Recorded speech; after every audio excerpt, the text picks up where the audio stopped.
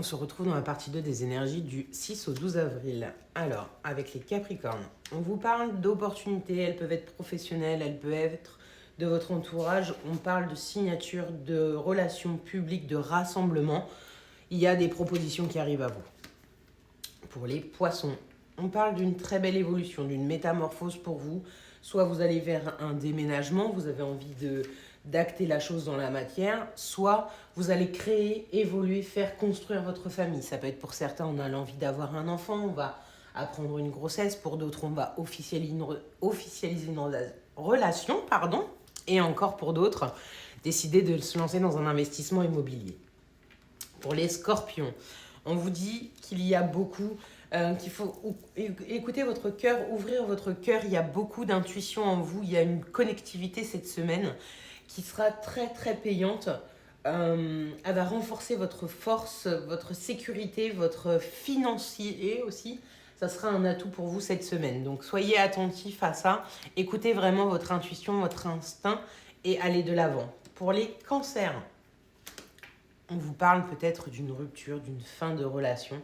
Il y a quelque chose qui se termine, mais c'est un mal pour un bien parce que en fait, on va laisser quelque chose de côté pour aller vers un nouvel amour, vers une nouvelle amitié, quelque chose de nouveau, quelque chose de plus stable surtout. En fait, on laisse vraiment tout ce qui était euh, un peu bancal, j'ai envie de dire, et on va vers quelque chose qui nous apportera du bonheur, un vrai sentiment d'émotion, une passion.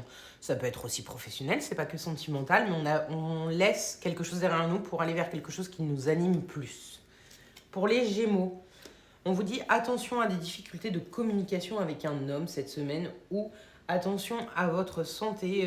Regardez bien où vous mettez les pieds parce qu'on peut avoir une petite chute qui peut vous faire des petits bobos pour cette semaine.